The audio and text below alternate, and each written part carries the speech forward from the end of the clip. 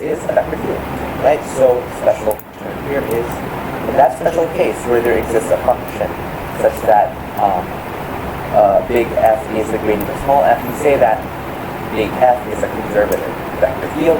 We give small f a nice name. We say that small f is a potential function. So it's right here. We call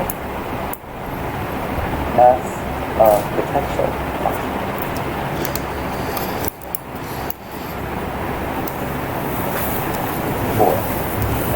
Okay, potential and conservative words that we take for business.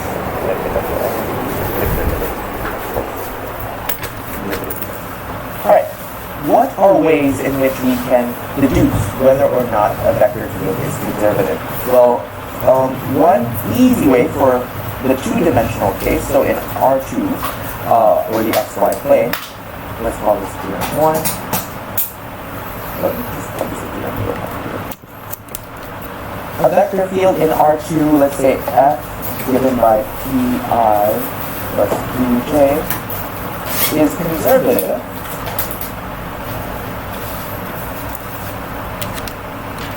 if and only if, well, what does it mean to be conservative again? To be conservative, I need my vector field to be equal to the partial derivatives of some function fx, fy. Right, so these two equalities need to hold if my vector field is conservative. If I take the cross partial derivative, so let's say py, so that's going to be fxy, and qx, that's fyx, then by Clairaut's theorem, these two expressions have to be the same. So a vector field on R2 is conservative if and only if py is equal to qx. Okay, so maybe let's say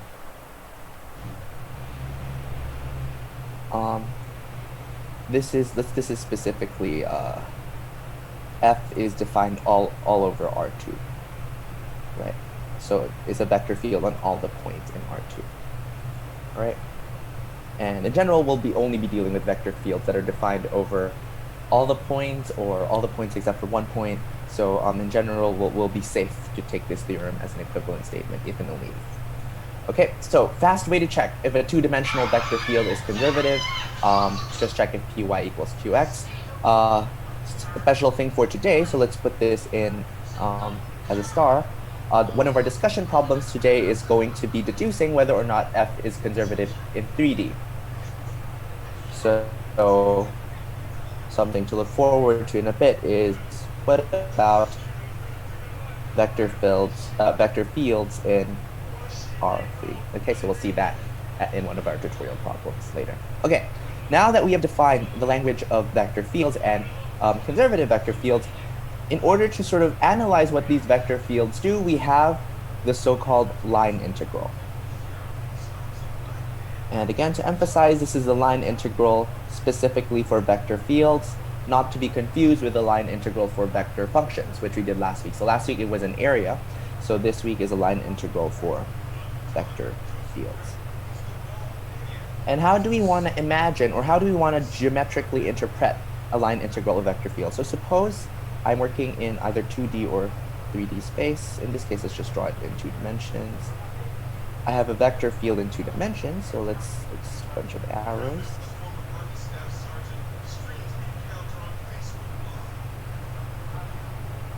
If I imagine this vector field as a collection of forces, or a collection of instructions that tell me how a force is applied at a certain point, so let's call this our vector field F, and I am using these forces to move a particle along a specific path RT, described by a vector function RT. Then we can take the line integral of F over that curve as follows. The line integral is going to be integral over the curve C of the vector field F over changes in the displacement of my curve. What are we doing? We're taking a force, we're multiplying by displacement, so this expression gives us work. Okay, so we interpret this as work done. So maybe you can say this here, this is work done by the vector field F on the curve C. If we now want to replace this with an expression that we can evaluate, Well, my curve C starts at a certain point t is equal to a to t is equal to b. My vector field, I only evaluate over the values of my curve. So instead of taking it as a vector field in x and y, I replace it with the corresponding values of RT. And what does my change in displacement look like? I am approximating my displacement by my first derivative, r prime t dt. Okay. And this gives for us the value of the line integral of a vector field.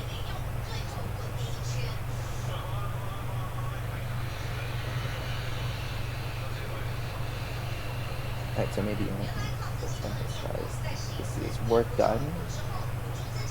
The geometric interpretation of this is the work done by the vector field and moving a particle along the curve C. Okay. Any questions about line integrals of vector fields? Very important result here. None? All right. Now, this is pretty much it. This is the meat of this week's lecture, right? We know what a vector field is, and we know what a line integral of a vector field is. The rest of the class was devoted to figuring out easier ways of deducing or of calculating this line integral. And one of the first ways that we found to be sort of slightly easier, or that might be helpful, is by using the fundamental theorem of line integrals. Okay, so the rest of this is going to be of putting the fundamental theorem of line integral. And why is it called the fundamental theorem? It harkens back to the fundamental theorem of calculus. And just as a quick recap, calculus says that when I integrate the derivative of a function over bounds a to b, then all I'm left to do is evaluate the original function at its endpoints. Okay? So, what does the fundamental theorem of line integrals say? It says that if we have a very special type of vector field, then all I care about are the endpoints of my path. And what is that special vector field? It's a conservative vector field, a gradient field. Okay, so we can say that what the fundamental theorem of line integral says is when we perform a line integral of not just any f, but rather a gradient field, right? So this is usually what we would denote as our gradient. Then I am left to evaluate my function f at the endpoints of my path.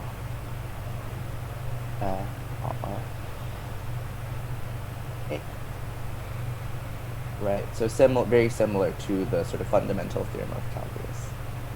All right, so there are a few equivalencies here that we can see just by looking at the fundamental theorem of calculus. The first thing is that we are assuming that f is equal to the gradient of some function. So the main idea behind f is f has to be a conservative vector field. So f is conservative.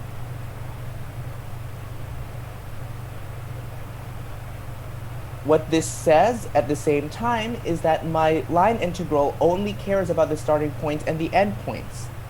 So my line integral does not care about the path, is path independent.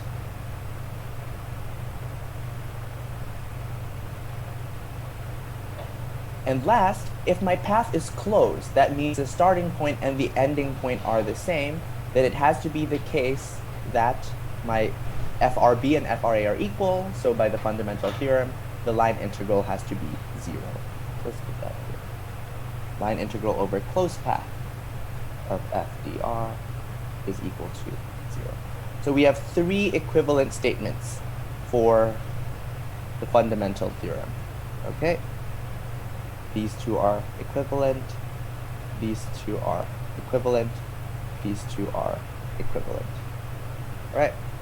There's a question, only for conservative? Yes, only for conservative. So these 3 statements are the same if and only if the green expression is satisfied. For f is conservative.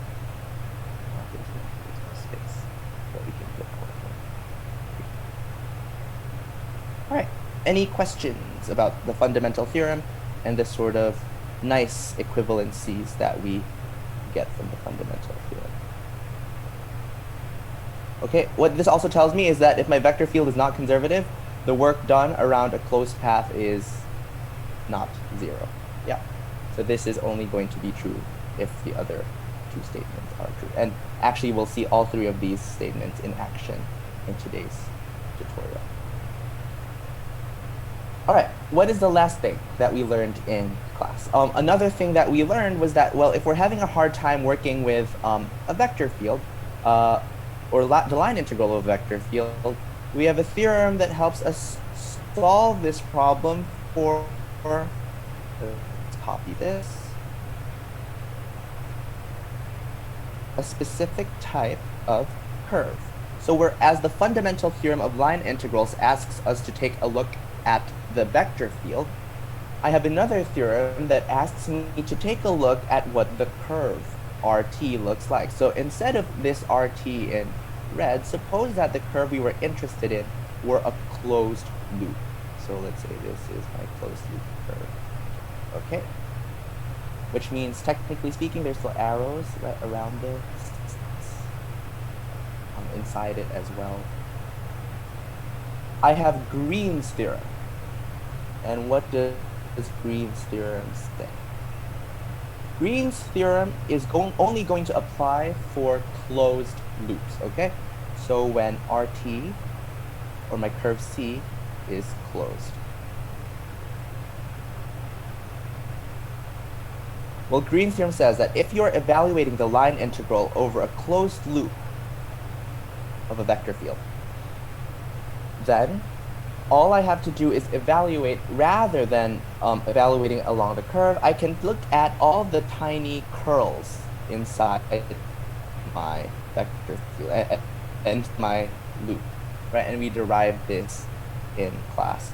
So what do those curls look like? They are expressions of the form qx minus py.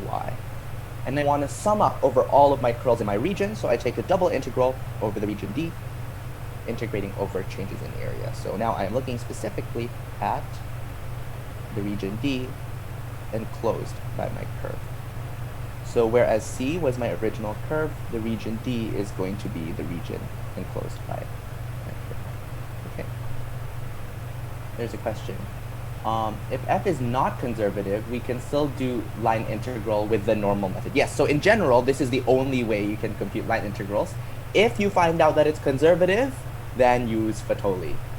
If it's conservative, yes, it's most likely best to use Fatoli. Can we apply non-conservative? Oh, there's no condition. We don't care about whether a field is conservative for Green's, right? The only thing we care about for Green's theorem is that it's closed. We said nothing about conservative. If it's conservative, this is just going to be qx equals py. So we just return to Fatoli if we end up with a conservative field for Green's, right? So be very careful about the conditions. Fundamental theorem, the condition is f is conservative. Green's theorem, the condition is the curve is closed. The closed sign in the integral, this circle, means that this C is closed. So you're evaluating a line integral over a closed loop. Okay, how is qx n minus py derived? We did this, we computed the curl of a vector field. We did this in the last tutorial. And if this is a two-dimensional vector field, then it's just going to be p of xy, q of xy, 0. And that would be 0, 0, qx minus qy. And so this gives me a two-dimensional. All right, so we did this last week. So very important, two new important results in solving an impulse. First is the fundamental theorem, which states that I just need to find the potential and evaluate at the ends. Next is Green's theorem, which says that I can just evaluate over the curl of my closed region. All right. Any questions? And maybe there is a sort of minor thing here. With Green's theorem, there's a caveat. Always assume that counterclockwise is the positive voltage. Which means if you're looking at a counterclockwise loop, you have to add a negative sign in front of your expression. All right. Any questions so far? None? So technically, you also got introduced to the vector differential operator, so maybe let's just mention what that looks like. The vector differential operator is a vector of instructions that you can apply to a vector field. So what does that look like? It's nabla, that's just ddx, edy, edz. Okay, so we're going to see this make an appearance later today. And on this page, not a lot of theory, but this is pretty much it for a vector field. Line integrals of closed loops are always zero. No. Line integrals of closed loops when the vector field is conservative is 0. The line integral of a closed loop otherwise can be evaluated using Green's rule. Okay. What is a simple curve? So when we say simple, it just means a curve that does not cut back on itself. So this is a simple curve. This is not a simple curve. Okay. So we're always going to assume that your curves are nice. So simple, defined throughout an entire space, and nicely throughout an entire space. Okay. Any questions about vector fields? This is it. This is all you need to know for this week. Okay. If there are none, let's go ahead and start solving some problems. I've selected 2 basic problems. So we're going to do one of problem 2 and one of problem 7 that I think Jeremiah has already asked earlier. So for problem 2, I want to find the work done by a vector field y minus x along the quadrant of the circle, unit circle from 1, 0 to 0, 1. Okay. First thing to note is you're being asked to evaluate work done. And automatically, when you're talking about work done, that is a line integral, right? So we're looking at the line integral over a curve C of f dot dr. We know what that looks like. Let's see. Integral from a to b of f. I'm sorry, big F. F evaluated at my curve, dotted into changes in the displacement. Okay. So the moment you have this, it becomes very straightforward what you're looking for. F we have already been given. That's y minus x in the first and second components respectively. Your curve C is the unit circle. X squared plus y squared is equal to 1, but not the entire unit circle. You're only traveling from the point 1, 0 to 0, 1. So if this were your xy plane, you're only interested in 1, 0 to 0, 1, this section of the unit circle. That's your curve C. Okay, so what does this mean? There's a bunch of arrows, y minus x, just a bunch of arrows, and you're moving a particle along that quadrant of the circle. Now, if we look at our expression, we needed f and we needed an rt.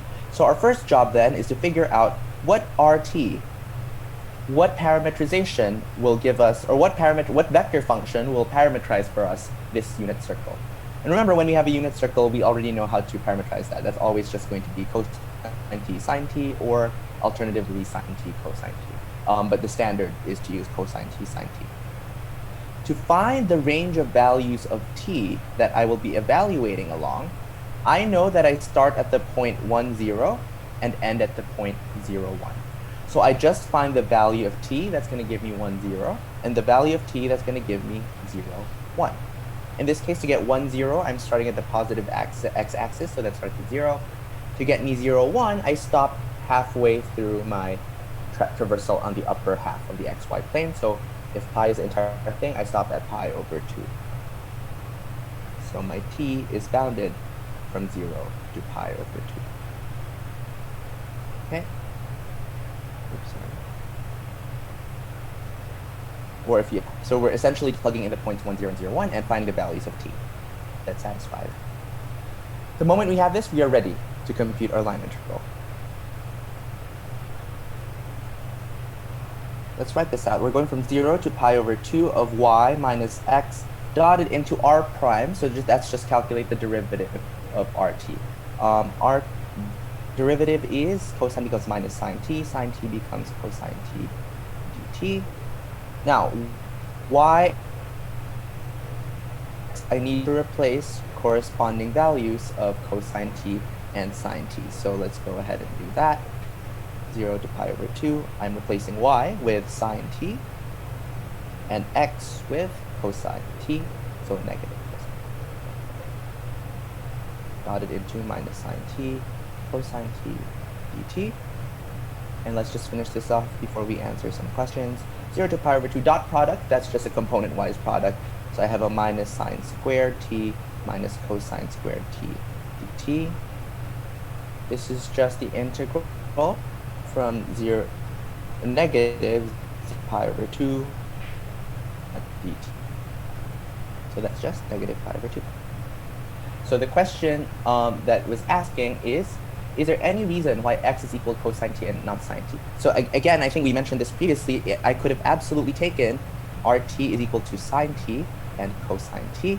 What's going to happen is my bounds are going to change. So I need to figure out what values of t are going to give me, are going to allow me to start at 1, 0, 2, 0, 1. Right? If I want to get 1, 0 at sine t, cosine t, that's going to be sine t1 is pi over 2, cosine t, pi over 2 is 0, so that's going to be pi over 2. And what's going to get me to 0, 1, that's going to be 0. So my bounds are going to change. Right? Yeah, so just be careful. So the bounds are different, so you're going to have to flip the two. What are their other questions? No reason, just a standard swap. Yeah, you can. In this case, you can swap around because both of them will parameterize the circle. You just have a different starting point in both cases. Why can't it be pi over 2 to 0? Because you're starting at 1, 0 and ending at 0, 1. Right? So remember, that tells me that I'm starting at this point and traveling in that direction. So your starting point. So technically, this sort of looks weird because pi over 2 is bigger than 0. Right? But in this parameterization, then we have to start at pi over 2 and then end at 0. All right. Any other questions? So technically, this works. You should get the same answer for your line integral. Yep. No worries. Any other questions? No? Okay. So 7C, I didn't get to type this up because I had planned to do different problems for 7. So we're going to do this at real-time speed. Okay, so I want to evaluate the line integral of the closed curve, negative x squared y dx plus xy squared dy, over the circular path, the entire circle, 2 cosine t, 2 sine t. Okay, maybe what circular path is this? This is the circle of radius 2, right? Because if I compute x squared plus y squared, it's going to be 4 cosine squared plus 4 sine squared. That's just going to be 4. So if I'm traversing the entire circle, it's the entire circular path of radius 2. Now, closed path. See? That already tells me that I probably want to use Green's theorem in this case. Right? Technically, I could go ahead and check if it's conservative. So I might ask, is f conservative? What would I do to check that? I'm going to compute py and qx. So let's try to see. Qx in this case is, so this is going to be p, this is going to be q. Qx is y squared, and py is negative x squared. They're not the same. So unfortunately, the answer to this is no, right? Qx is not equal to py, which means we cannot use the fundamental theorem here. All right. So usually what you would first ask, okay, is it conservative? Because if it's conservative and it's closed, then automatically your line integral is 0, right? But it's not conservative because we figured out that qx and py are not the same. So what does Green's theorem tell me? If it's not conservative, I can, instead of calculating FDR over that closed loop, I can just compute a double integral of Well, it's good that we computed qx and py anyways, because we're going to use them for our expression of the integrand, qx minus py dA over the region D. And what is the region D? We already said it's going to be the circle of radius 2. Okay. What is this going to be? Double integral over D, qx minus py is y squared minus negative x squared. So be very careful. A common mistake is people just copy y squared and minus x squared, not realizing that there's an additional minus in between the two of them. Okay, so minus x squared dA, this just over d of x squared plus y squared dA. Now, it's very good that Jeremiah raised this question, because I want to emphasize something that's very important here. I'm integrating over the circle of radius 2.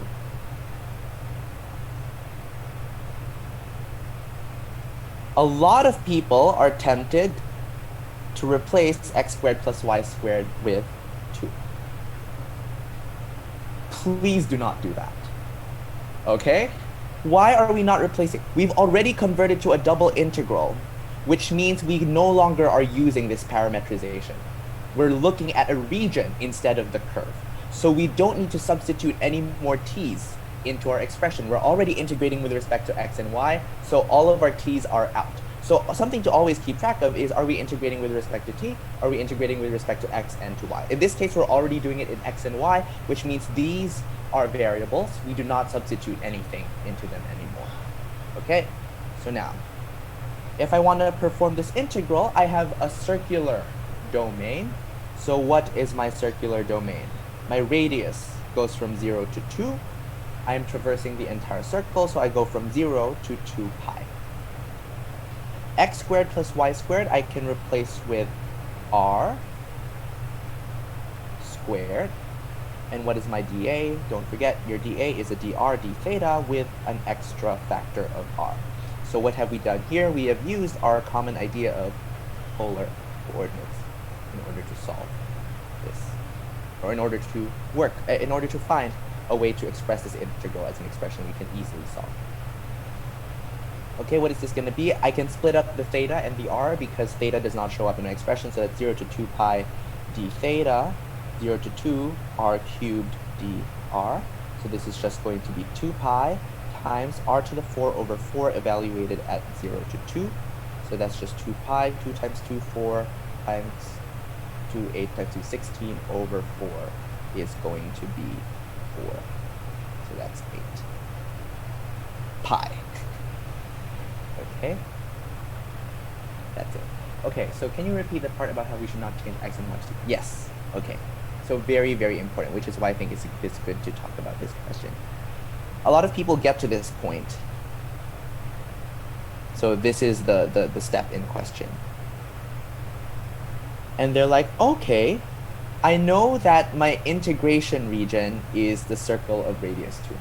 So people are saying, okay, since it's circle of radius 2, I know that this is r squared, so I can replace that with r squared. Oh, I know that r is equal to 2. So I can just replace that. But be careful, if I say that r is equal to 2, that means I'm just literally evaluating at that value of r, right? I'm just looking at the curve. What you've done here, if you substitute this, is that you've plugged in x is equal to 2 cosine t, and y is equal to 2 sine t.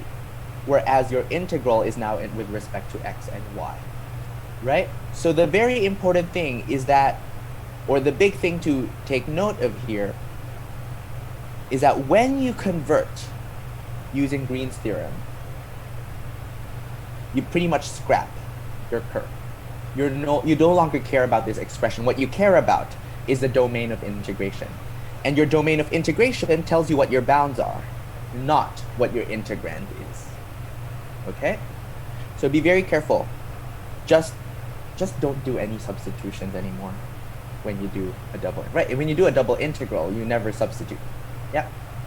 So you only substitute if you were to do the original integral. Right? Okay. Any other questions? So this is a good question to work on. That's it. Okay, pi. Any questions? No? Okay. So with that, I think we can go ahead and start solving our discussion problems. So first discussion problem is going to be a test for conservative vector fields on R3. So just as a quick recap, what was the test for R2?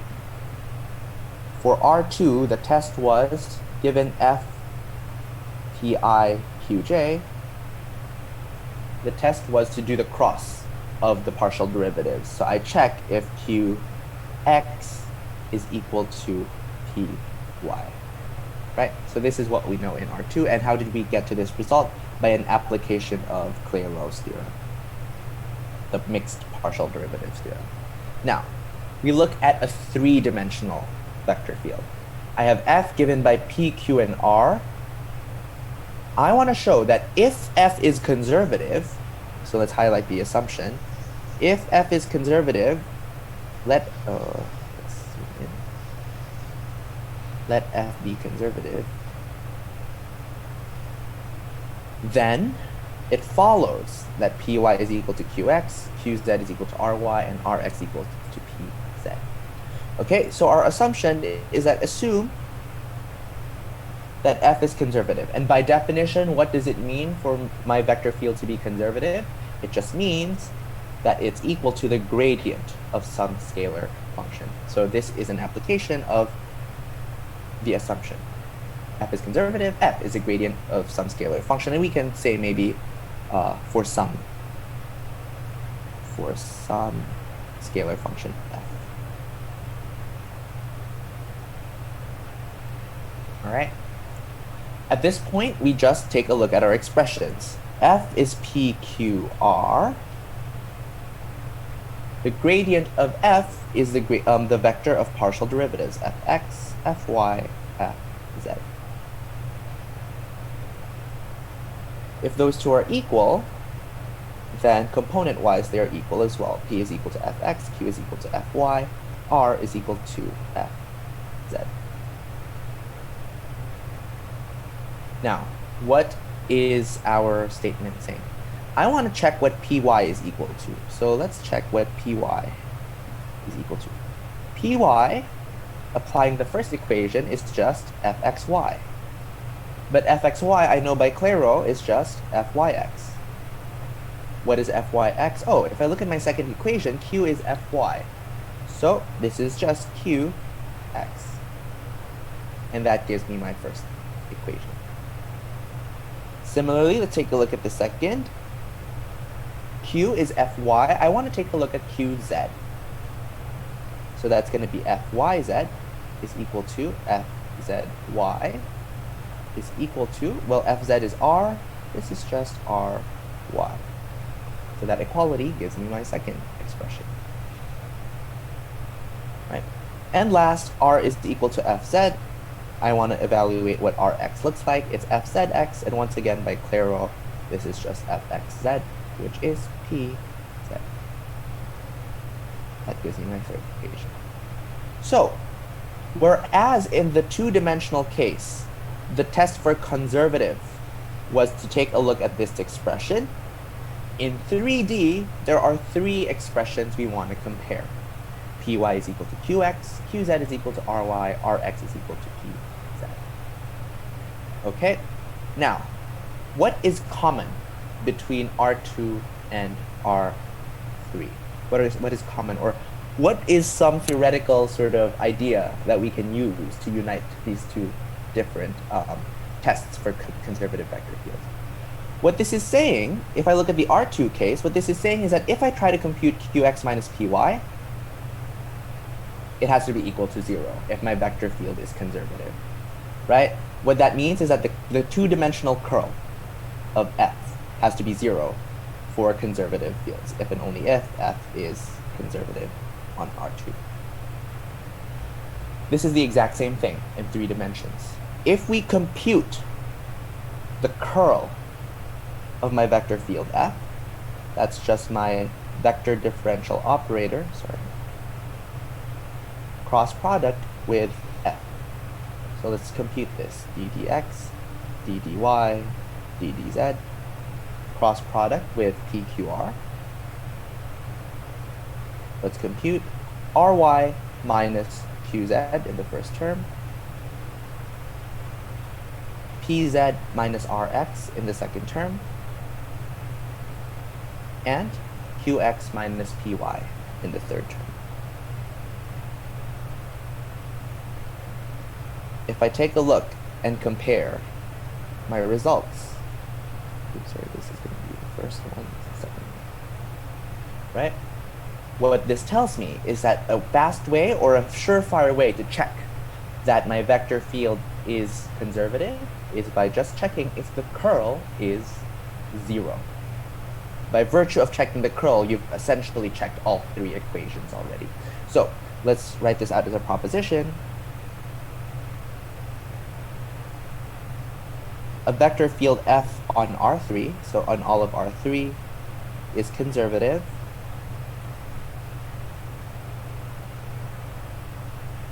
if and only if the curl of f is the 0 vector. Right? I need all of these to be 0.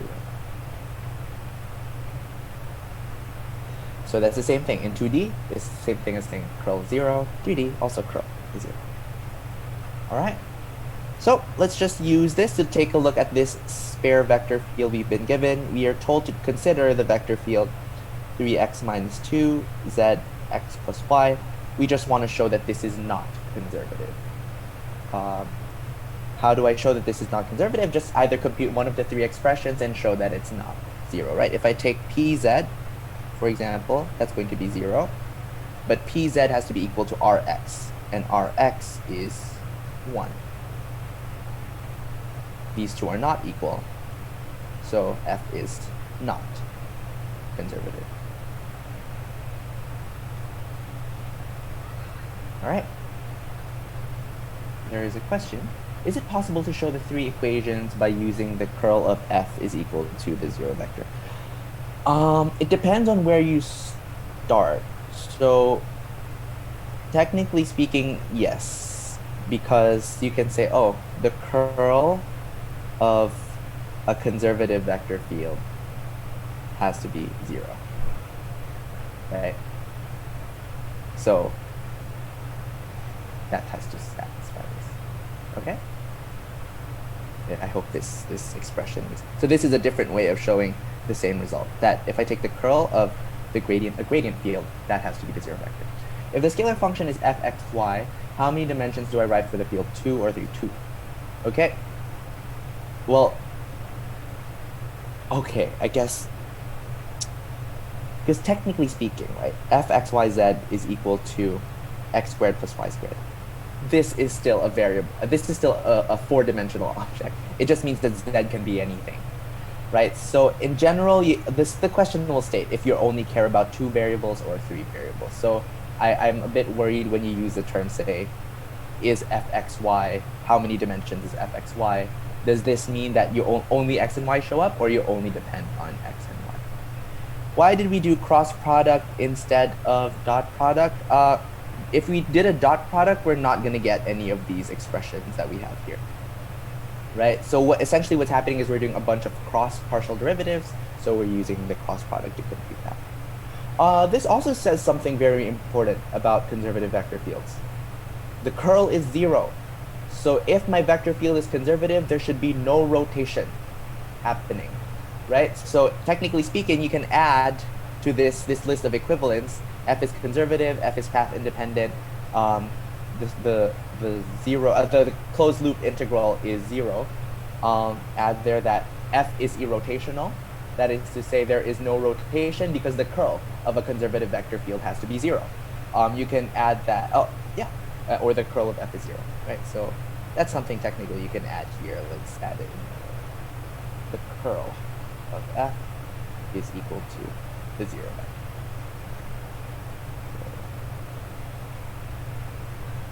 You can now add this new result. Right? This is from the proof that we did. Is there any inherent property of conservative fields that relates to divergence? Unfortunately for divergence, no. So what this is saying is that the inherent property of conservative fields is that they are irrotational. So it relates to curl, but for divergence, you'll see many different types of conservative fields with a variety of divergences. So unfortunately. So conservative implies curl zero and vice versa. For the vector fields we'll be working with in this class, yes. Okay, so in general, we can assume that the vector fields are nice, and so this will always be true for our vector field.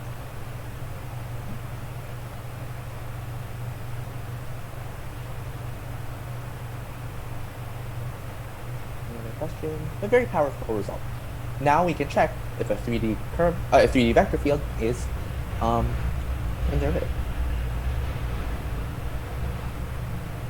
Okay, so let's go ahead and solve some problems, some actual problems now, outside the realm of proof. First problem. In 2D space, the electric force that a long and uniformly charged wire exerts on a unit charge positioned at not the origin is given by this vector field. Okay, so maybe let's just write out what this vector field looks like. This is equal to 2 over x squared plus y squared. I just prefer writing it as xy in vector. Okay. The first question asks us to show that the vector field is conservative. And afterwards, calculate the work done by F in moving a unit charge from 1, 0 to 1, 1. One thing I will mention here is there is a hence or otherwise statement. And I sort of want to talk a bit about this hence or otherwise. What does hence or otherwise mean? Hence means that you have to use the result that you just showed to answer the green question. Otherwise means you can use whatever result that you want.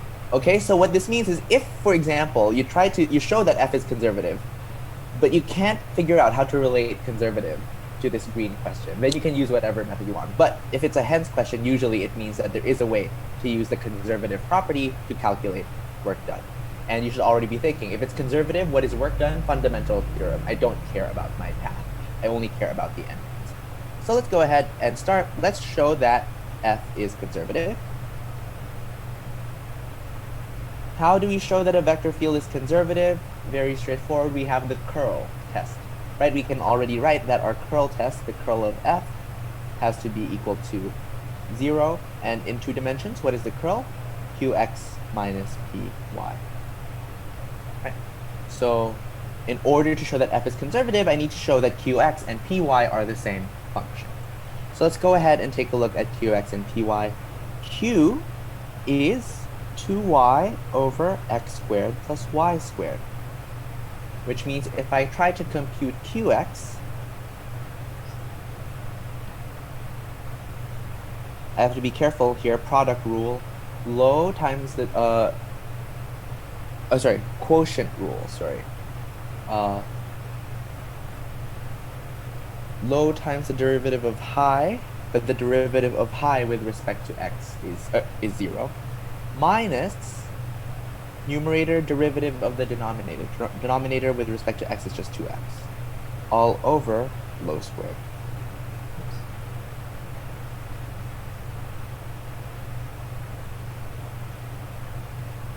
And similarly, if I want to compute P, let's write down what P is first to be clear about this. This is 2x.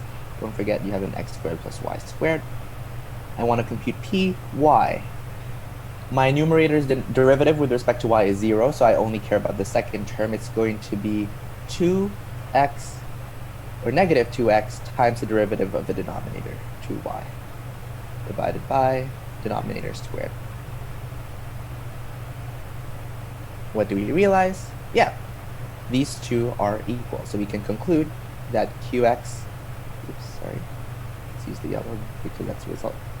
Qx minus Py is equal to 0, as desired. That is to say,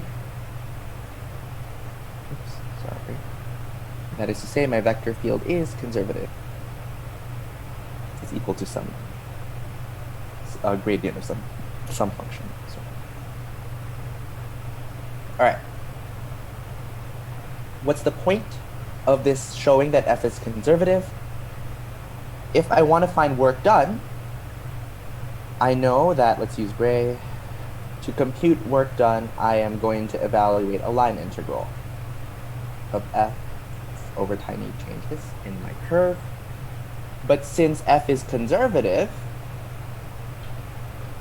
I can just use the fundamental theorem of line integrals, which says that all I care about is evaluating the potential function at the endpoints. Okay. So what does this tell us about the work we need to do to find, or about the stuff that we need to do to find the work done? I need to find small f. I need to find the potential function f. So let's go ahead and to use the fundamental theorem of line integrals, we need to find a potential function. A potential f. Okay. What properties do I know about f? Well, p and q, the vector field, should be equal to fx and fy, because it's the gradient of the function f. Okay, so we're going to use these two equations to deduce a function f that satisfies both of those equations. So let's go ahead. I know that p is equal to fx, so p is equal to fx. What does this tell me? My function f is going to be the integral of fx with respect to x. That's going to be the integral of p, 2x over x squared plus y squared dx. I guess this is something that's worth being careful about, but it shouldn't be too difficult. You're going to have to use some sort of substitution, right? Let u be x squared plus y squared du is equal to 2x dx. And that's kind of nice. Everything gets replaced. So I am left with the integral of 1 over u du. So this is just going to be ln of the absolute value of u, x squared plus y squared. But x squared plus y squared is always going to be positive, so I can remove the absolute value. And now we have to be careful. Technically, usually there's a plus c, but our plus c will disappear if it were a function of y, if we're only differentiating with respect to x. So I can say that my constant is a function of y. So this is something to watch out for. Right. There's a question, f prime x over fx. What does that mean? I'm not sure what the question is asking. Okay.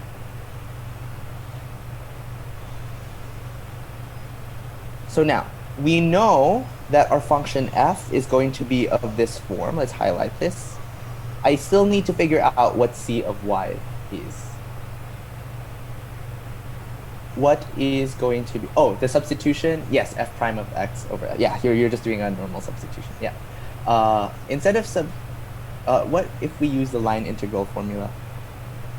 You could, so we're gonna do that at the end of this problem, don't worry, okay? We're gonna do this two ways.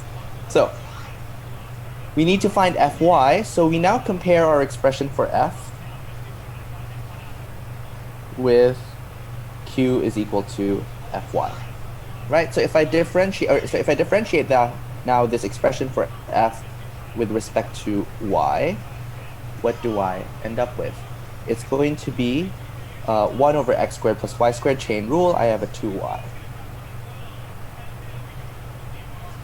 plus c prime y, which means c prime y, if I compare this with q, is just 0.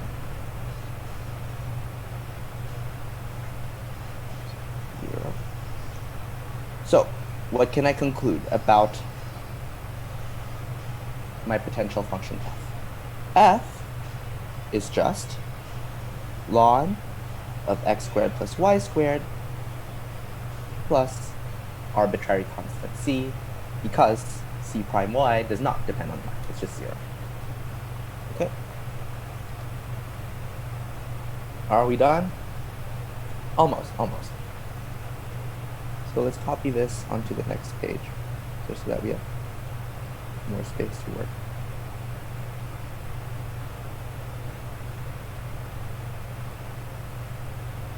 So we found that this is a potential function. All I'm left to do is to find the work done, evaluate the potential at the end points. Okay, so work done. I just need to evaluate f at 1, 1 minus 1, 0. Ln of 2 minus ln of 1 is just ln of 2 minus 0. So work done is ln 2. Okay, that's the last step.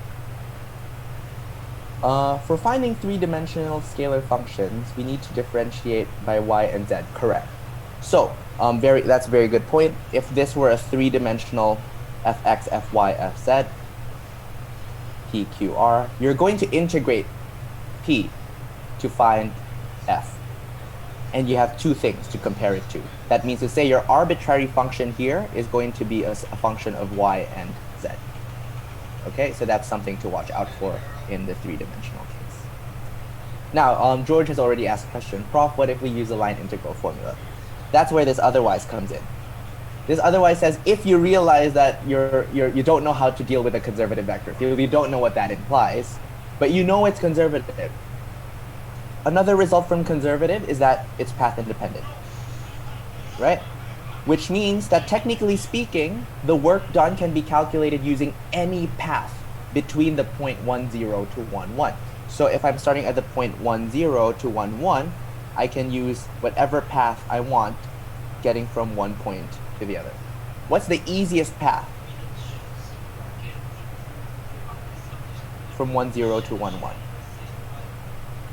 The line segment, right? So that's just going to be the curve given by start at 1, 0, travel in the direction of 1, 1. So t in the direction of 1, 1, that's going to be 0, 1.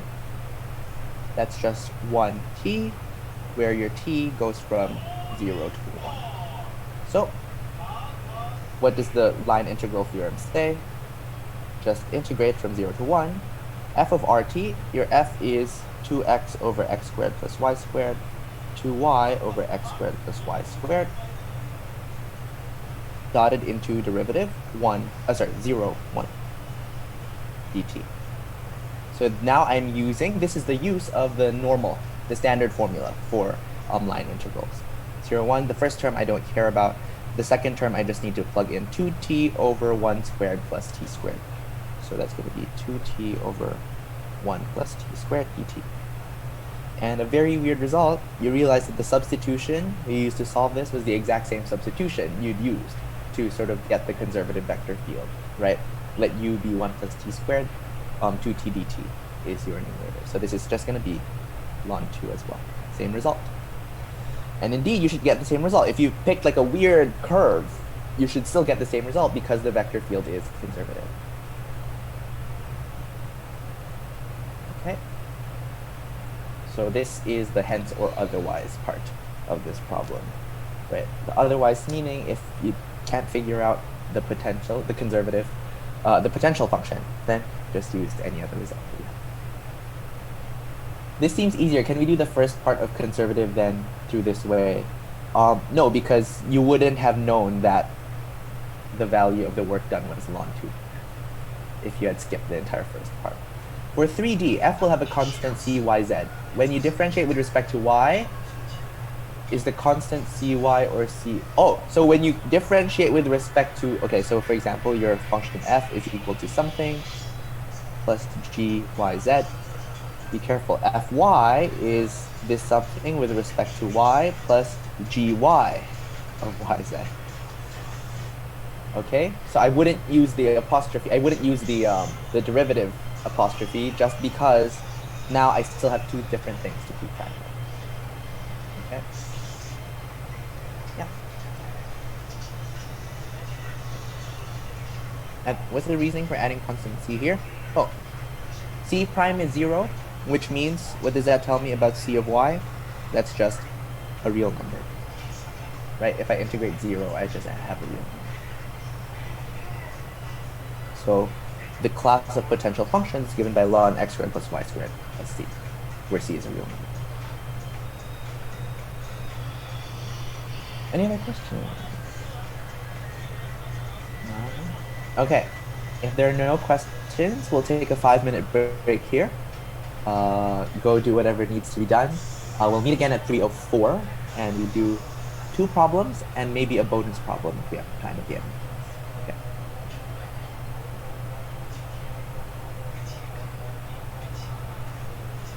For line segments, the T will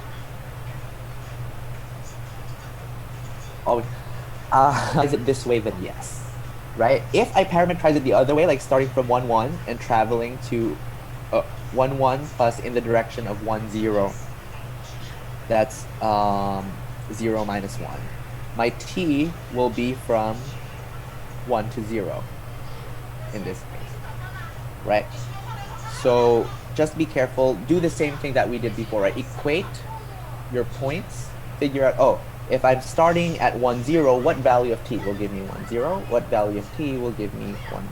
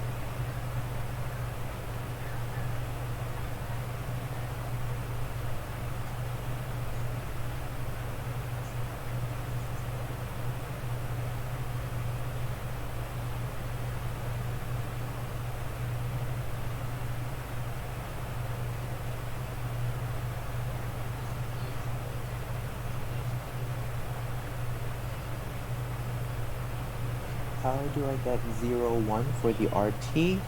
I am parametrizing a line from 1, 0 to 1, 1.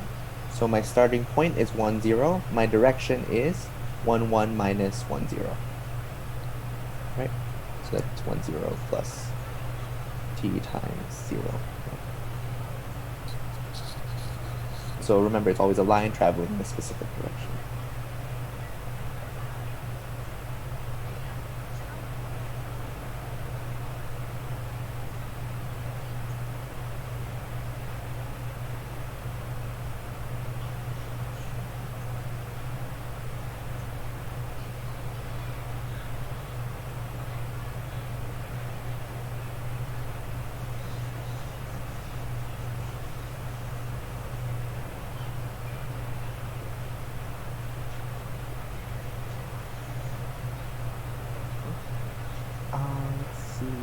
I'm assuming you can show that f is conservative and do the otherwise. Yes. So the only other thing is if it's a hence. Actually, no, this follows from hence as well. Yeah. So you can do whichever method you prefer.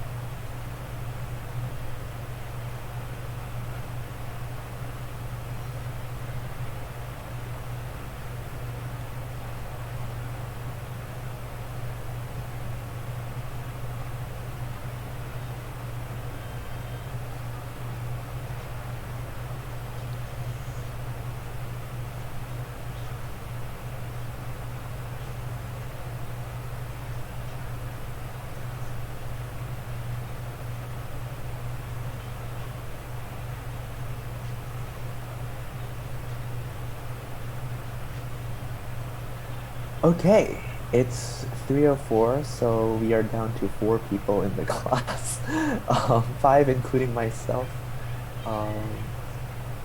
And let's do a couple more problems. All right, so first, the third problem for our discussion problems is a closed loop line integral, right? So on the xy plane, D is a trapezium bounded by 4 lines. C is the boundary of D with a counterclockwise positive orientation. Find the exact value of this closed loop line integral. The moment you see closed loop, let's use the appropriate color. The moment you see a closed loop, what does that automatically suggest? It's probably not Fatoli because that would just be 0, right? So automatically you should be thinking Green's theorem, right? So what does the closed loop line integral say? If I want to evaluate whether or not the vector field is conservative, I do not care. If I want to evaluate this line integral, all I can do is take the double integral over the curls, qx minus py, of my vector field. Okay, this is your statement of Green's theorem. The moment you have this, you should already know what to sort of start calculating. P, this is my P, this is my Q, so I need to calculate qx. This is also very nice because you take a look at your first term, that entire thing disappears, right? You don't have to substitute anything to that. So I just have a 2x over 2y. So that's just going to be x over y. And your py, if you look at this, the entire thing disappears as well. So maybe let's put that. It's awesome. By taking the appropriate partial derivatives, the ugly terms disappear. Py is x minus x over ln y. Your ln y just becomes a denominator, right? Or becomes a 1 over y. So that's just minus x over y. So what is qx minus py? Qx minus py is just x over y minus negative x over y. That's 2x over y. And what is the expression you want to integrate? You want to integrate the double integral over the trapezium d of 2x over y dA. Double integral. Okay, everyone, what's the first thing we do when we want to compute a double integral? What is the magic word? Yes, awesome. We draw. Okay, so standard. Let's get our drawing tools out. I have the line x is equal to 4. So let's use a colored line for that. X is equal to 4 is a horizontal 1, 2, 3, 4. I have the line x is equal to y, so that's going to be the 45-degree line. I have the line y equals 1, so let's draw that here. Sorry. And y is equal to 2. Okay. So what is the region of integration? We integrate 2x over y over this region. Now, you try to figure out, is this a down, up, a left, right, a polar region? This should be pretty obvious what this is. Okay, there you go. If I wanted to do this as a dy first, as a down, up, what that would entail is red to blue, red to blue, red to blue, and at one point red to red. So if I wanted to do this as a down, up, I have to split it up into 2 separate integrals with different bounds. However, if I do it as a left to right, I am blue to blue, all the way through. Right? So what this suggests is perhaps I should do this as a left-right integral. I am going to do a dx.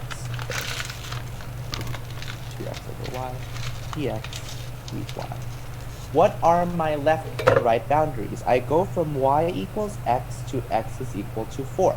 So in terms of x, that's x is equal to y, and x is equal to 4. And where do my y start and stop? It starts at 1 and at 2. Okay. The moment you have this, it becomes very straightforward. Just integrate. This is going to be 1 to 2, 1 over y. Your 2x becomes x squared over 2, so the 2's cancel out. I am left with the x squared term, evaluated from x is equal to y to x is equal to 4. This is just the integral from 1 to 2 of 16 over y minus y dy. At this point, I just integrate term by term. I have a 16 ln absolute value of y minus y squared over 2. Evaluate from y equals 1 to 2. I have 16 ln 2 minus 3/2. And that is the work done over my closed curve. Okay, so the big idea behind Green's theorem is that if you're having trouble with a line integral over a closed loop, just use a double integral instead. Things to watch out for, qx minus py, and remember it's a minus in between the qx and the py, okay? So if you end up with an expression where this is equal to 0, there are two possibilities.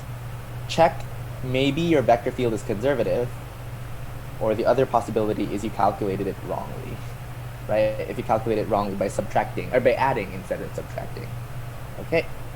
So just be careful with that, watch out for that. Awesome. Any questions about Green's theorem?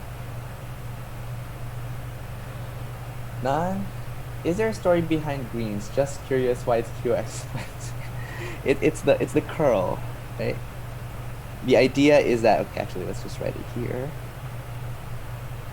So the idea is we computed that qx minus py is just a two-dimensional curl. This is equal to the curl of a two-dimensional vector field. Which means that if you're trying to sort of get the work done, moving something along a path, what this says is instead of looking at all of that, just look at all of the curls inside instead, and add all of those curls up. So the work done by arrows pushing things around is the same as just all of the whirlpools happening inside your closed loop. That's a sort of intuition, sort of physical intuition behind Green's theorem. Okay?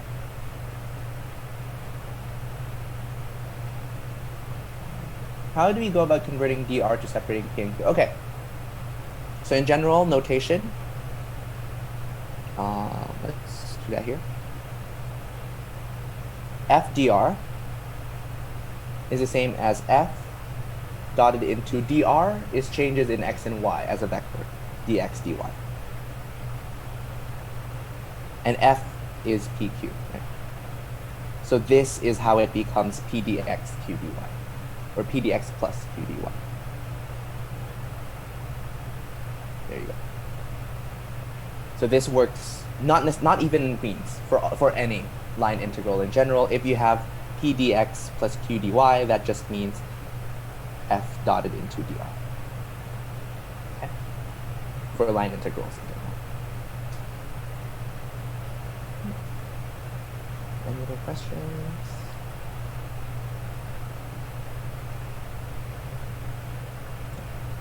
Okay. Last problem for today is a bit of a long one. Well, no, not really, sort of. Let C be the part of the ellipse x squared plus 8y squared is equal to 9 that joins the point 1, 1 to 3, 0. And let F be this massive vector field. Find the exact value of the line integral f dr. First thing you should note is, okay, line integral work done. I am moving something along a specific curve. X squared plus 8y squared is equal to 9. And what do we know about this curve? Well, it's an ellipse. We don't really need to know how to draw it. I know that I'm starting at 1, 1 and ending at 3, 0, which means my curve is not closed, right? So I cannot use Green's. So automatically Green's is out of the picture. I want to calculate a line integral, which means I have two options. My first option is to use the normal formula. What's the normal formula? Sorry. Integral of f rt dotted into r prime t dt.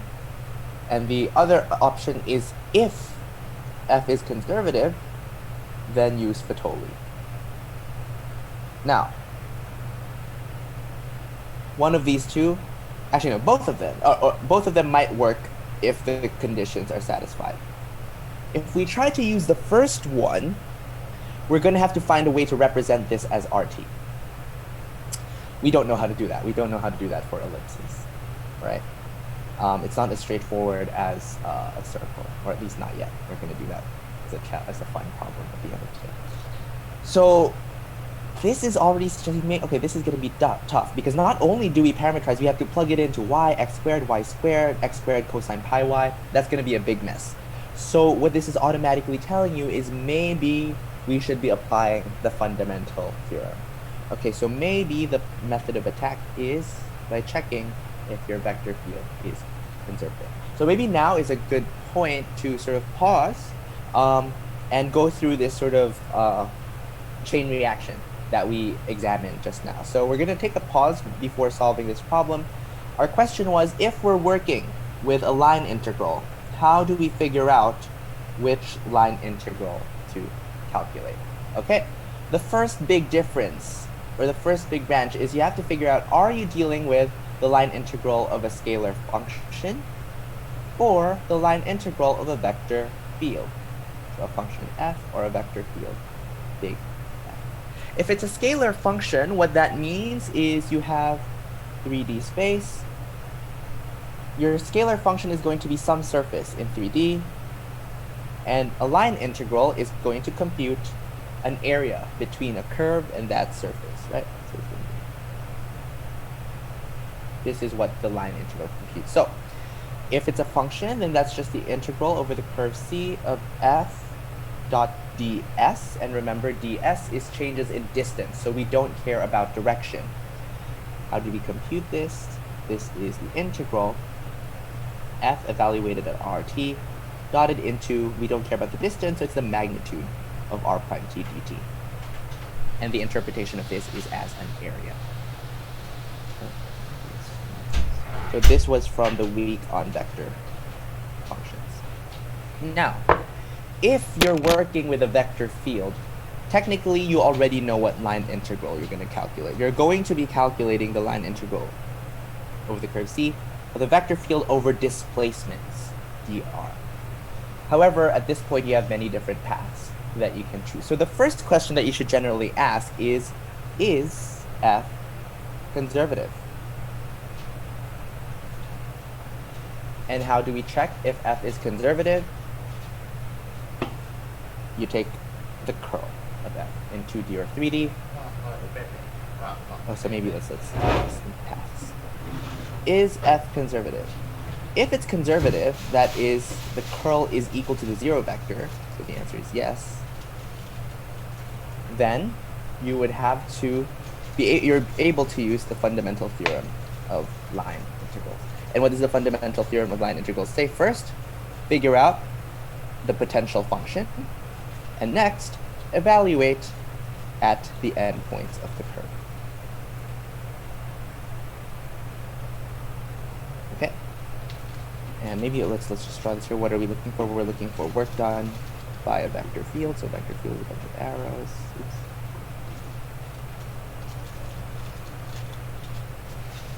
Over a curve. Okay. So is f conservative? If it's yes, then fundamental theorem comes into play. If it's not conservative, that is to say, the curl of f is not 0 in 2D or 3D, curl of f. So the answer is no. Then you ask yourself, well, is the curve closed? Is C closed? So we're looking about at whether or not your curve is closed. Why do we usually check if f is conservative before if C is closed? Because when you check f is conservative, you actually already compute qx and py. And if you're eventually going to use Green's theorem, you're just going to have to subtract those two, right? So qx equals py is the question. Is C closed? Yes and no. If C is closed, then you can invoke Green's theorem. And what does Green's theorem say? Just evaluate the double integral of your curl, qx minus py, dA.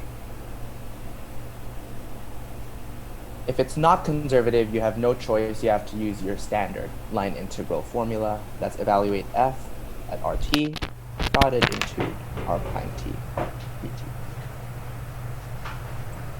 So this is pretty much your general guide to all the line integrals we've learned so far. First, be very careful. Are you doing a function or a field? Are you calculating an area or a work done?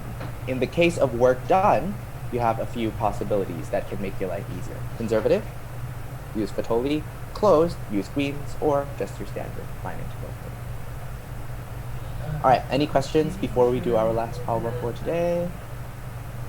This is the cheat sheet. This is not a cheat sheet. This is just a guide for line integrals. This does not include anything about anything else, but this should give you like a general guide. Can we use path independent? Yeah. So actually, yeah, maybe alternatively, an alternative to Fatoli is pick the easiest path, such as a line, or if it's a circle. So for example, they might say, oh, there's a very weird curve connecting these two, but you realize they're just the endpoints of like a semicircle. Or say there's a segment connecting those two. Then you can use that parametrization of RT to evaluate the line. All right. Any other questions? Huh? Okay, so let's go ahead to the end. We've done this, essentially, when we were talking about this. It's hard. Not only is it hard to find RT, but it's going to be hard to substitute stuff into our expression if we want to use the normal line integral formula. So we end up attempting the fundamental theorem. So if we're going to use the fundamental theorem, we have to check. Check if f is conservative. How do we do that? Just calculate q, x, and p, y. Make sure that they are the same. Qx is equal to, let's be careful, this is q. Oof. It's going to be a long one. All right, so low times the derivative of high. My low is 1 plus x squared y squared. Derivative of high is 1, so that still gets copied as a term. Minus x, derivative of the bottom, 0 times 2xy squared, all over 1 plus x squared y squared quantity squared. But I'm not yet done. I need to still compute my second term. X cubed, pi sine pi y, everything gets copied. Only my x cubed gets hit. So I have a minus 3 pi x squared sine pi y. 3x squared pi sine pi y. Good. Just making sure that's correct. And next, py. Let's compute. Low times the derivative of high is 1, minus high is y, derivative of low is 0, plus x squared 2y, so 2x squared y. All over low squared plus, oh, let's not put that. 3x squared gets copied, cosine becomes a sine. Pi y, negative, and I have a factor of pi coming up. Let's compare. Same first term, same denominators, same second terms. If I combine 3 pi x squared, yes, all the same. So I can conclude that, yes, it's conservative. And why is it conservative? We check that qx is equal to py. Okay. So that means we can use the fundamental theorem. Now, at this point, you have two options. Either find the potential function or find a parametrization that you can plug into f. In this case, even if I parameterize it as a line, that's going to be a mess to plug in to all of this massive expression. So I'm just going to use the method of finding a potential function. So let's now find f such that the gradient of that function is the vector field. So what do? I just equate p is equal to fx, q is equal to fy. So let's start. F is the integral of p with respect to x, so p is y over 1 plus x squared y squared plus 3x squared cosine pi y with respect to x. This is going to be term by term, but the first term is what you have to be careful about. You know that the integral of 1 plus x squared, or 1 over 1 plus x squared, is going to be a tangent inverse of x squared, or of x rather. Right? So this is going to be a tangent inverse because you're just treating y as a constant. Right, so what is my first term? It's going to be tangent inverse. What is inside my tangent inverse? This is where I have to be careful. It's going to be xy. Right? Now, because I treat y as a constant, if I differentiate, I bring it out, and that's why we have a factor of y above there.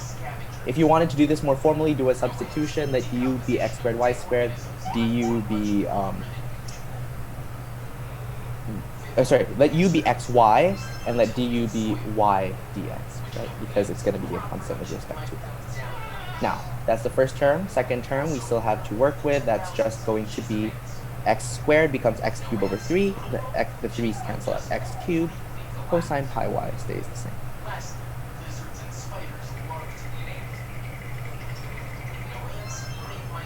Okay. Let's move that. Of course, don't forget, I have an arbitrary constant, which can be a function of y. So it's e plus c of y.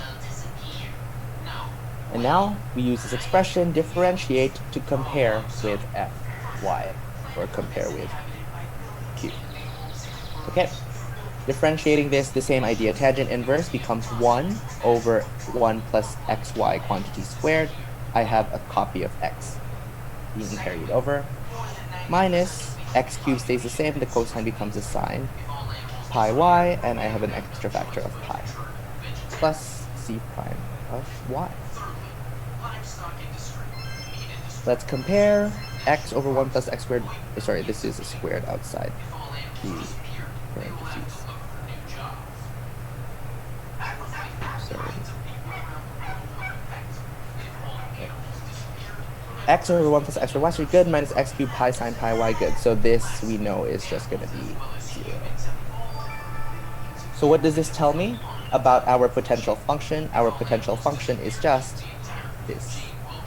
Tangent inverse xy plus x cubed cosine pi y plus c up to some constant c, right? This is just going to be a real number.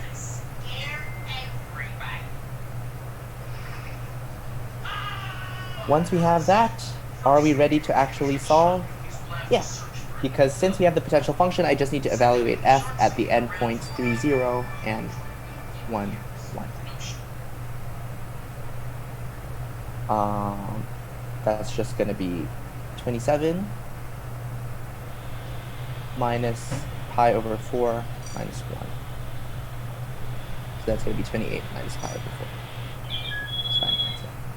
I thought that is just plus c. Yeah, that's why I just said c of y is going to be a real number. So that's your final answer. A bit of a long problem, just because the integration can be a bit tricky here. But otherwise, it's exactly the same as what we would do when figuring out a potential function. You can just write plus c. I just didn't have enough space to write that. So, questions about it? None? But awesome, that's pretty much it. So big sort of, I like, if like you said that it's semicircle, can I use piece? No. Okay, if it's a semicircle, can you use Green's theorem on the full circle and half it? No. If the work done on this is the arrows are going here and the work done on the bottom half is going the opposite direction, you get completely different work done on both sides of the semicircle. So please do not attempt like it's easy to sort of just have it, okay? So in general, no, please do not do that. What you could do, technically, is close the semicircle and integrate over the domain, and then subtract the line segment. Subtract the work done over the line segment. Technically, that's fine. because you're getting the work done over a big path and then subtracting the small path. But that's a bit more work. Right. So don't have. Okay, awesome. So big idea from today I just want to emphasize is this, right?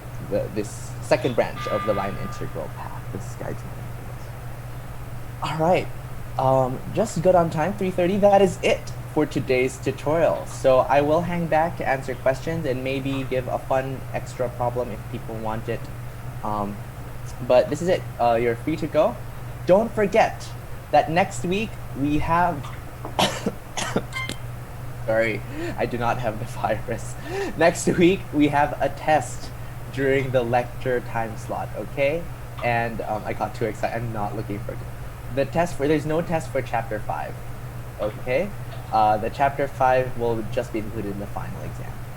I'm not sure if the course coordinator has sent out any information yet, but we're not gonna. But yes, don't forget that you have to show up to class next Monday, because there is a test during that.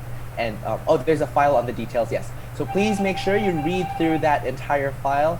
I think you might have to show your cameras, and it will be recorded for the coordinator to figure out if people are cheating or not. So don't cheat. Do well, do me proud, and make sure that I think I'll be there. I should be there. If it's not me, then somebody else is going to be there. Could you show the solution for discussion problem 2? Oh, so this is discussion problem 2. This is an example of the path independent method, right? That we assume that we can take any path between. So the first part, we did a full-blown potential analysis. And then the second part, which is here, the easiest path is a line segment. Then we just use that path to solve. Right. Okay, so please make sure that you can I see the last part of discussion question 3? This is discussion question 3. Can you explain the part where we find CY, the comparison one? Sure. So for example here, right?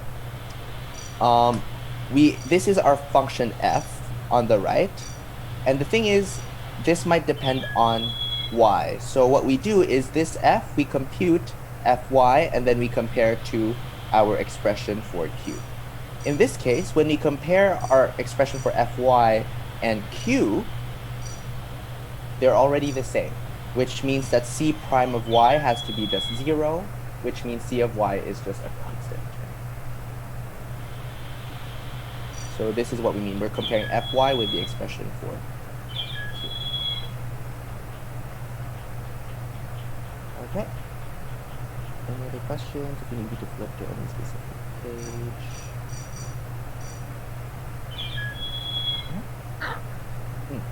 Sorry, yeah, question 3. There you go.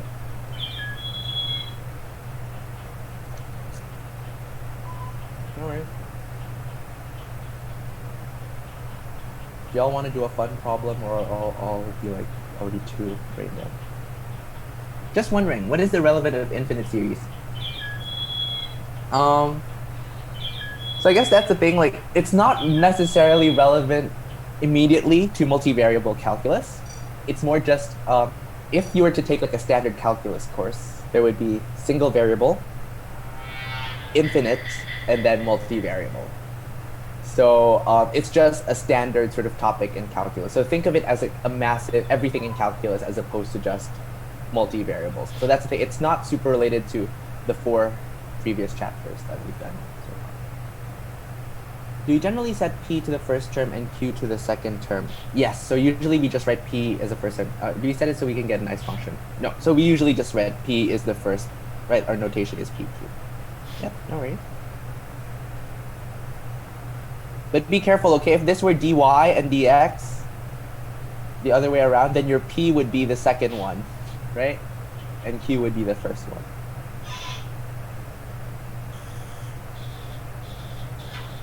Okay.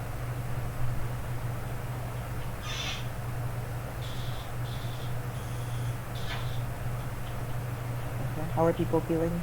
Yes? No? Fun problem? No?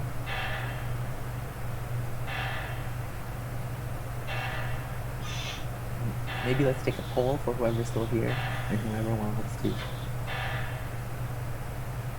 Integral of f dr is equal to f dot x. Okay, what? Integral of f dot dr is the integral of pq dotted into dx dy. That's what we're writing. Okay, Jason is saying do it. I don't know what other people. Okay, I'm just gonna do it. Feel free to like bounce if this is starting to get too crazy. I don't think it's gonna get too crazy. Okay, so there's this one question here about like, we're having a bit of trouble because we don't really know how to parameterize an ellipse, right? So now I'm gonna give you a problem where an ellipse has been parameterized for you guys, right? No worries. So this is a fun sort of challenge. Let's write that here. Challenge.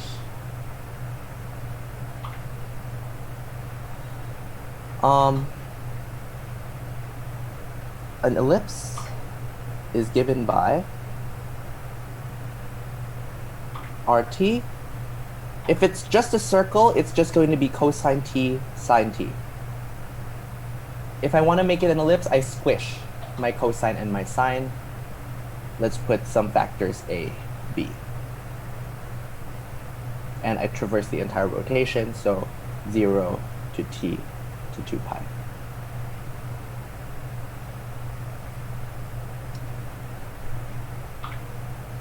The challenge is to find the area of an ellipse using calculus.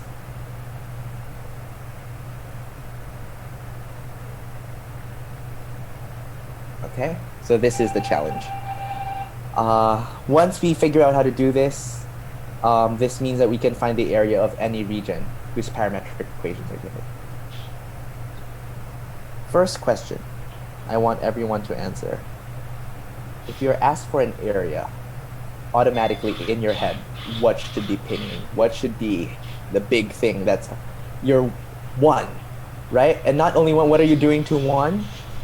Automatically, area is the double integral of 1 over the region d dA. So this automatically tells me it's this is a calculus question. But that's going to be hard because if I have an ellipse, it's not a polar region, so I can't just become like x cosine t, x equals cosine theta, y r sine theta. And I'm not given the equation of the ellipse, which means I cannot figure out, like, say, a down-up for this. Okay? So here's the thing. This is an area question, which means technically this is a question from week 2, from multiple integrals. But why did I wait all the way until vector fields to figure out an area question? Did we learn any way to compute a double integral where, as Songlin has already said, let's take a look at Green's theorem.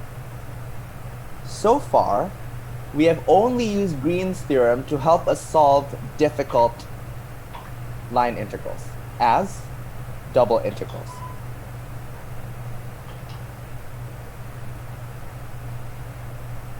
But remember, this is an equality, which means that technically speaking, I can use Green's theorem to use a line integral to solve difficult double integrals. So we're so used to going this way that we've forgotten, technically speaking, Green's theorem works the other way as well. So what does that mean? If we apply Green's theorem, I want to solve double integral of d of 1 dA, and what is 1? 1 is going to be my qx minus py. So if I want to convert this to a work done, to a line integral, which I know how to solve, and I'll be able to do that because I have a parametrization formula from RT. I need to find f pi qj for which qx minus py is equal to 1. So what this means is if I want to move the other way, I need to find a vector field whose qx minus py is equal to 1, because by Green's theorem, that's going to give me a double integral of 1. I have infinitely many options for this, right? What are possible options? I can take f. Easy one is take qx to be 1, so q has to be x, y 0. right? That's here.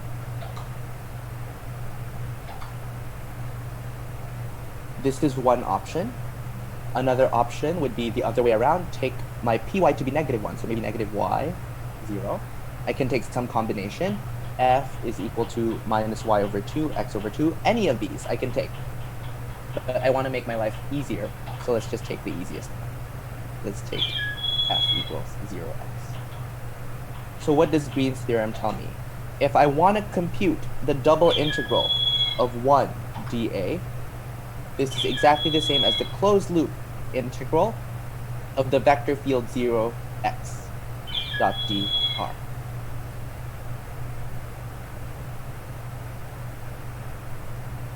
This is just the integral from 0 to 2 pi. What is my RT? Maybe let's do a quick recap. What's the RT? It's given, right? A cosine t, b sine t. So this is going to be 0. X is a cosine t. dr is going to be the derivative of r prime t. This is negative a sine t, b cosine t, dt.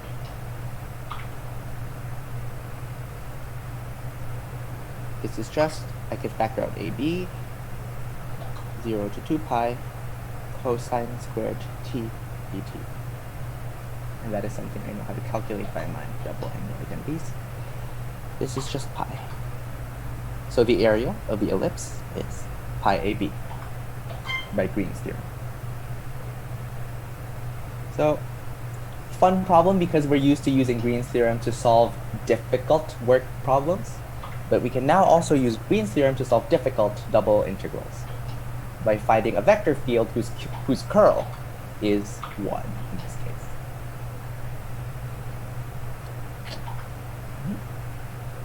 Pretty cool stuff, no? If somebody reminds me next week, there's also one fun problem for the end of infinite series. So if I forget to ask that, feel free to shoot.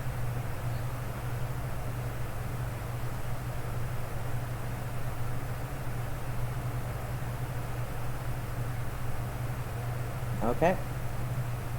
Is it possible for us to find an equation for r? It's a bit hard here because if you try to do some x squared plus y squared, you're gonna have to like adjust by some scalar, x over a, y over b, I think. Oh yeah, that's gonna work.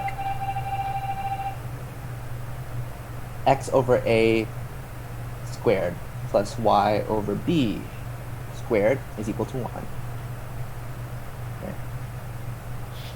Cosine squared and sine squared.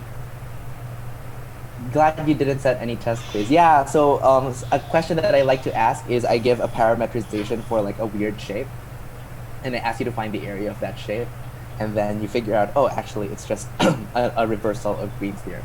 Is this why the password? Yeah, Green's theorem is so cool. Yeah, it is. This is why the password is green. So for all of my different classes, the passwords are the different mathematicians that we sort of meet in this course. So I think for my other class, it's Fubini. The other class is Clairo. For you guys, it's Green. For one of my other classes, it's Stokes. We don't meet in this course, but you would meet in like a later math course. How do you know it's 0x not? Oh, you can use any. So if you use any of these, you should all get the same answer. But the thing is, we use the easiest one.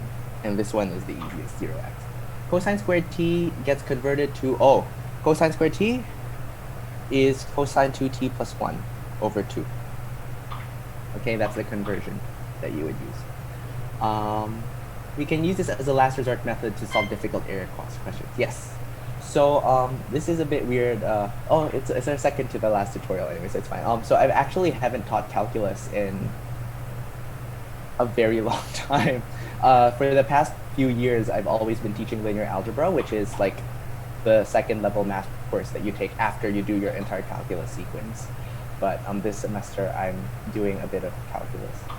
So yeah. So I do the sort of full like introductory range of math classes. Yeah, 1508.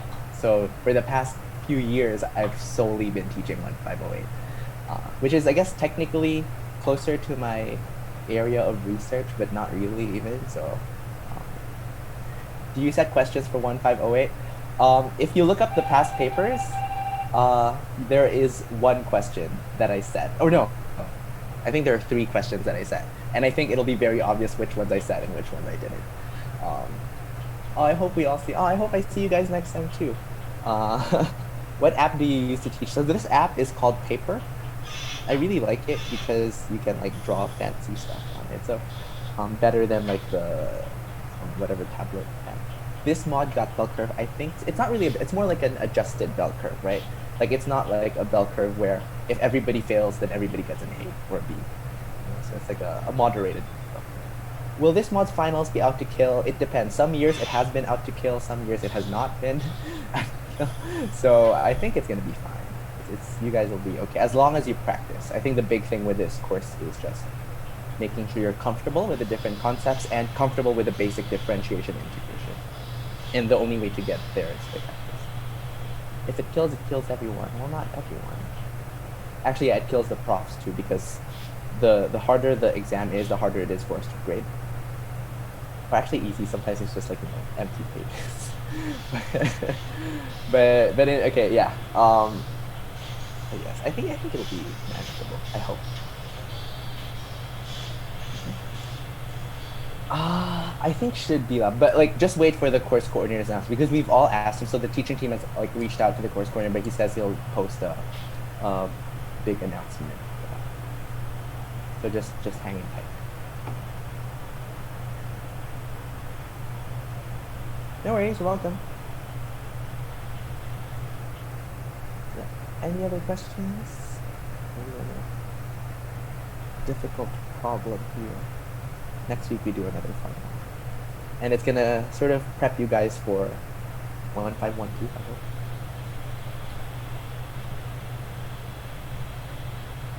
Wow, somebody is blinking the yes. Will you uploading the solution? Oh yeah, you know what? I have already done all of my lecture files. Yeah, I can upload it today. I've already finished it, so I'll upload the solutions to lecture 5 today.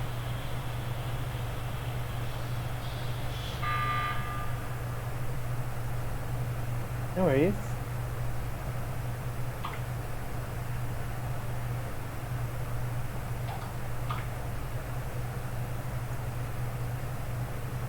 Welcome. Any other questions? Anything that anyone wants asked?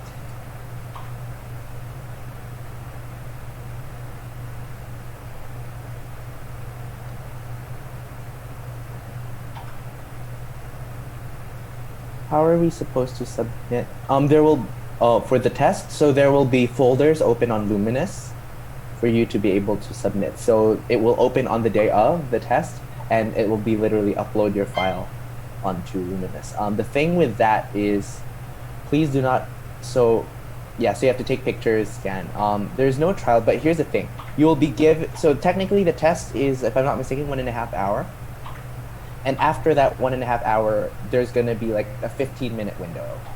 So something that like a lot of people do is within those 15 minutes, they try to do more of the test and then they try to upload.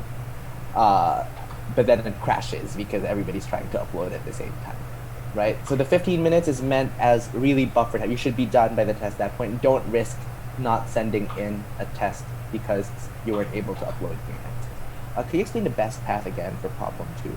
So for problem 2, actually it's a pseudo best path because you're already told that the path is the line segment joining these points. But what I just wanted to emphasize was that since f is conservative, you don't care about the path that you take for to get from the point 10 to 11.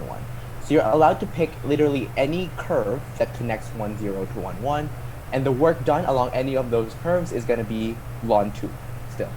So in this case, it's not really the best path, but the easiest parameterized path is the line segment connecting those 2 points. Okay, when you're comparing the c prime y from fy, what are you determining from there? You're determining if there is a spare term for your function, your potential function. So I think we did an example of this during lecture. Let me flip to your lecture notes before. Ooh, trauma from Infinite Series. Here. Yeah, so we have a vector field And what we did was we tried to check for this vector field, what is the potential function? P equals f of x, so we find that this is our f. When we differentiate with respect to y, it has to be equal to q.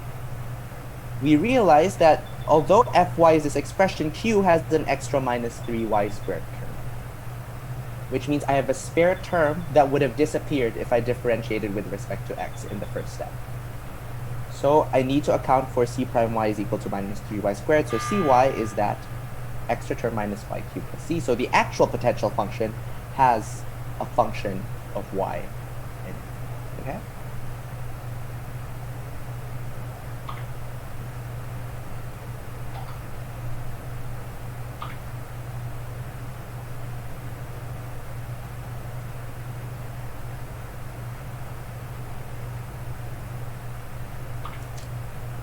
Another question? Is it on P?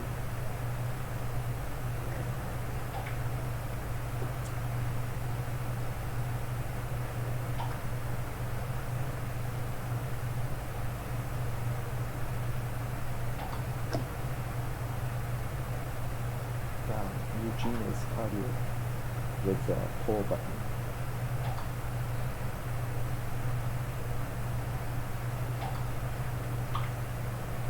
Alright. If there are no more questions, I mean, if anything comes up, just shoot me an email, schedule consultation hours with me. Do that before the day of the test. Don't like email me on the day of the test saying, hi, I need to talk to you now because I don't understand something, okay? I'll be free to meet over the rest of the week or the weekend. So we can take the dot product with f. Not whenever, that's just when you're calculating divergence. So the divergence definition is, the definition of divergence is d dx, d dy, d dz. Oh, the integral of the above? This? What do you mean? So it's dot product of, the work done is the dot product of f and the displacement, dr. So it's not d dx, it's literally dx dy. Okay, because it's an integral.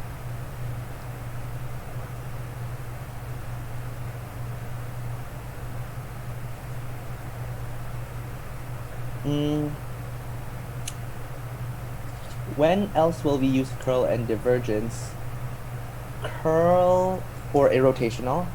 Divergence, okay, so there are two results called Stoke's theorem and Divergence theorem, which we didn't do in this course. And those two theorems are more ways of calculating a line integral. So if we look at Green's theorem as the double integral of a curl, Stoke's theorem says that we can do that for a three-dimensional vector field as well. And the divergence theorem is another way of computing something as the divergence of some vector field. So we don't do that in this course, but in a more advanced calculus course, those are things that would show up. I know. Why is double integral of 1 equal to area? If I have an object with a certain base and height, the volume of this object is area of the base times height. If I take my height to be 1,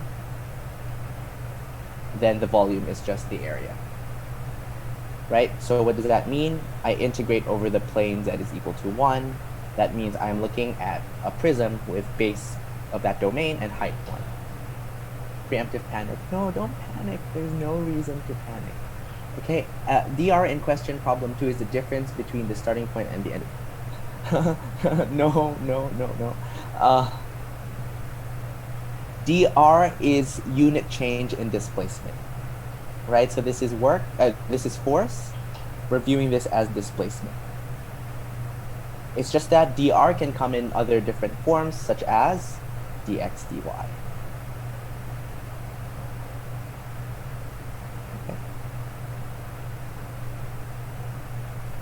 Is there extra exercises for this topic? I think if in addition to the stuff that's been uploaded by the coordinator and the stuff that I sent you guys last week,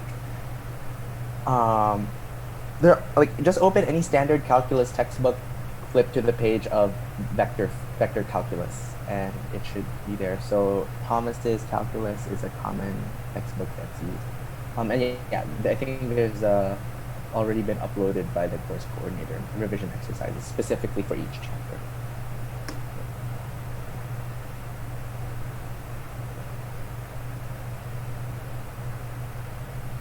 Any other questions?